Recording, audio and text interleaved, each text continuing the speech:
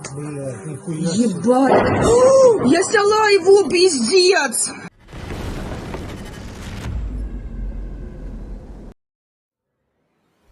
Along with the SU-30SM multi-role fighter that fell down yesterday, Russia has lost more than half of the SU-30SMs that were part of the 43rd Separate Naval Assault Air Regiment as of 2022. The invaders deployed this aviation unit, number 59882, to Crimea at the seized Saki airfield in Novofedorivka after 2014. In addition to Su-30s, it is equipped with up to a squadron of Su-24s. In a commentary to Militarnyi, military aviation editor-in-chief Denis Tomanchuk said that at the beginning of the large-scale aggression, the 43rd Separate Naval Assault Aviation Regiment had 12 Su-30SM multi-role fighters. That is, a full squadron. The very first loss of this type of aircraft occurred on March 5, 2022, in the Mykolaiv region. Both pilots ejected and were captured. One of them was Major Oleksiy Golovensky, the commander of the aviation squadron at the time. The other was Captain Alexei Kozlov, a navigator. The unit suffered its next losses on August 9, 2022, when the security and defense forces struck at the regiment's base. In order not to dwell on it in detail, we would like to draw your attention to the article, The Destruction of the Saki Airfield, Chronology and Losses. At that time, the Russians irretrievably lost 3 Su-30SMs and had 1 damaged as a result of the strike. In addition, 5 Su-24s were destroyed and 3 were damaged. On September 11, 2024, at about 5 a.m., the invaders lost contact with 1 Su-30SM.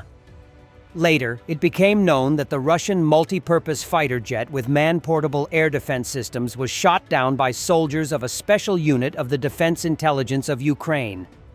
On May 2, 2025, a special unit of the Defense Intelligence of Ukraine, in cooperation with the SSU and the Ukrainian Defense Forces, shot down a Russian Su-30SM multi-role fighter in the Black Sea for the first time in history with an AM-9 missile launched from a maritime drone.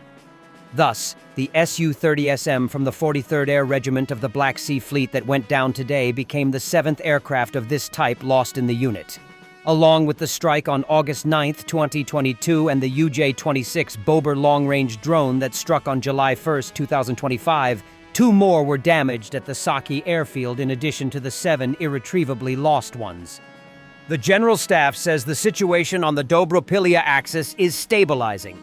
Spokesman Andriy Kovalov reported that Ukrainian forces are detecting and destroying small Russian groups that manage to break through, with additional troops and resources deployed for the task. Russian commanders are able to commit crimes with impunity, according to a Russian commentator, because they can send witnesses to their deaths, obstruct investigators, and exploit the relative powerlessness of investigative bodies. Notorious cases, such as the killing of 2 drone pilots, pictured above, by their commander after denouncing him for dealing drugs, have gone unpunished. Russian war blogger Anastasia Kashavarova explains why criminal commanders are able to evade military justice. Problems with inspections at the front, inaccessibility of the front line for the supervisory authorities, failure of the command to comply with the orders of the supervisory authorities, lack of authority of the supervisory authorities, priority of military command orders. Unfortunately, war is accompanied by great feats and heinous crimes. It has always been this way, and it will always be this way. The only question is whether the warring state fights against this or lets everything take its course. During World War II, there were betrayals at the front, the transfer of information to the enemy, and the killing of one's own people. Smersh dealt with all of this. Now we do not have a structure that has real authority to combat war crimes or crimes committed by the military. The current process of investigating and prosecuting crimes committed by the military is complicated by the following factors. Problem 1. The prosecutor's office, the Department of Military Counterintelligence, and the Military Investigation Department do not always reach the front lines, where most violations of the rights of military personnel occur. Even so, in most cases, the supervisory authorities do not go to the front line, but summon witnesses to themselves through the command. What does the command do? It sends all witnesses to the front line. The probability that witnesses will return from the front line is negligible. Without witnesses and direct participants, it is impossible to prove anything. Problem 2.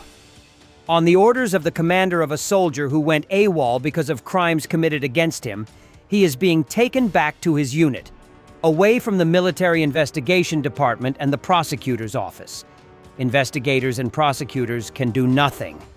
The only thing that can be done is to quickly transfer the soldier to another unit where he will actually fight without abuse and extortion.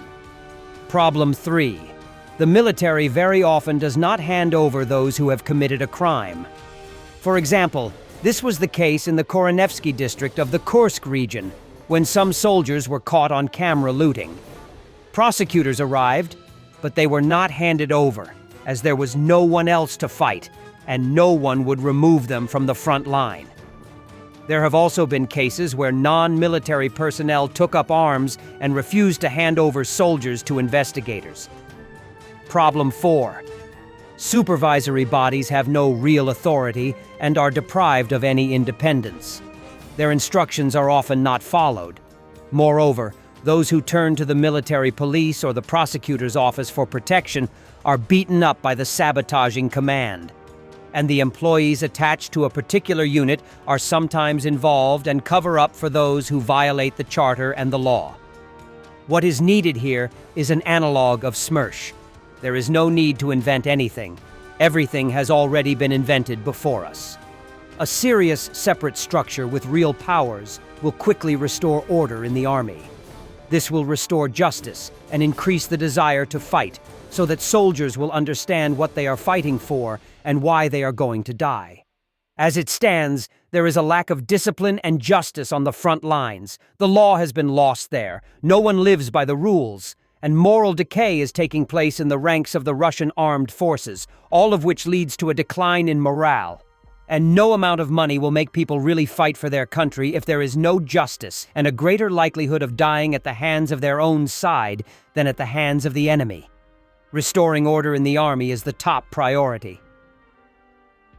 A strike by Ukrainian drones damaged over 2,000 square meters of production space at the Arzamas instrument building plant. Astra reported on this, citing its sources in the region's emergency services.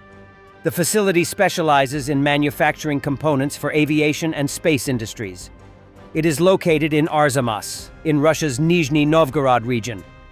The UAVs struck the plant at around 4 a.m. on August 11th this year. According to Astra's sources in the region's emergency services, at least 2 fixed-wing drones crashed into the roof of Building 1, where electronic instruments were being assembled. Another drone broke through the ceiling of Building 3, where mechanical assembly of products was taking place. As a result, the total area of damage to the production workshops amounted to 2,000 square meters. The Arzamas instrument building plant, named after P.I. Plandin, is one of the key enterprises within Russia's defense industrial sector. Located around 800 kilometers from Ukraine's border, the facility specializes in producing advanced military and civilian equipment for aviation and space applications.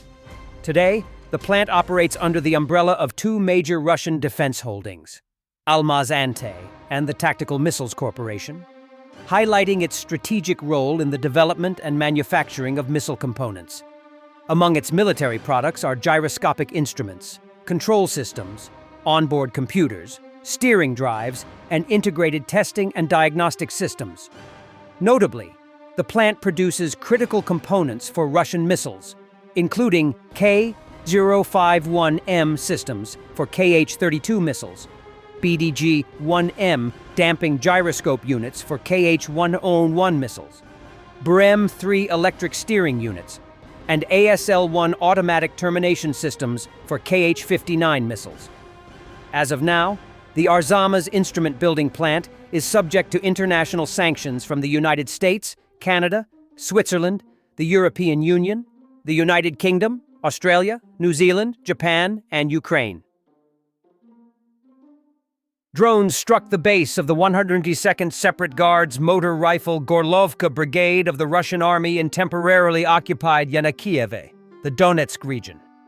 The Cyberbaroshno community, whose OSINT researchers identified the location of the strike, reported on this. According to preliminary reports, as a result of the nighttime attack on the city controlled by Russian forces, a building of school number 28 was hit. The school has not been operational since 2008 and had been repurposed by the occupiers for their own needs following the occupation. Analyzing available media materials, we can confirm that there were multiple strikes at different locations. This is still being clarified. According to our information, since 2015, the 132nd Separate Guards Motor Rifle Gorlovka Brigade has been stationed there, the OSINT team reported. The drone attack on Russian occupation military facilities in Yenakieve began late in the evening on August 14th. Videos capturing the sounds of drones flying overhead, explosions, and subsequent fires quickly appeared on social media. Locals wrote in public forums about a possible strike on key facilities of the Russian invasion army. The massive drone raid continued after 10 o'clock p.m., according to eyewitnesses among local residents. As previously reported, the city of Yenakieve in the Donetsk region has been occupied by Russian forces since 2014. Facilities within the city are used by them in the war against Ukraine, including for troop deployment and logistics.